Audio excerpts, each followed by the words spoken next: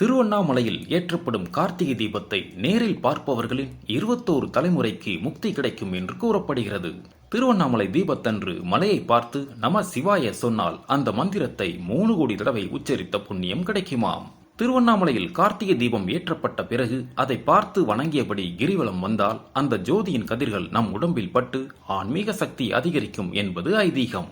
தீப திருநாளில் 5 தடவை கிரிவலம் வந்தால் அவர்கள் எவ்வளவு பெரிய பாவம் செய்திருந்தாலும் அவற்றில் இருந்து முழுமையான விமோச்சனம் கிடைக்கும் என்று புராணங்களில் கூறப்பட்டுள்ளது. கார்த்திகை தீபத்தன்று கிரிவலம் செல்பவர்களுக்கு 1000 அஸ்வமேத யாகம் செய்த பலன் கிடைக்குமாம்.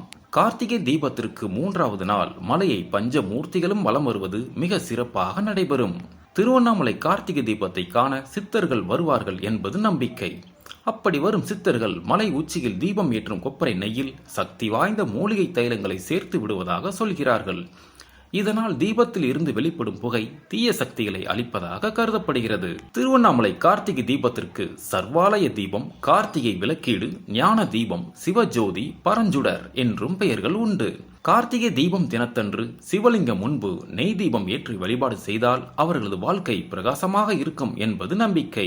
கார்த்திகை தீபம் ஏற்றப்படும் காட்சியை நேரில் பார்த்து வழிபடுபவர்களுக்கு சகல தானம் கொடுப்பதால் கிடைக்கும் புண்ணியங்கள் கிடைக்கும். கார்த்திகை மாதம் கார்த்திகை நட்சத்திரத்தில் திருவண்ணாமலை ஸ்தலத்தில் ஏதாவது ஒரு இடத்தில் தீபம் ஏற்றி வழிபட்டால் குழந்தை பாக்கியம் கிடைக்கும் என்பது நம்பிக்கை. ஓம் நமச்சிவாய.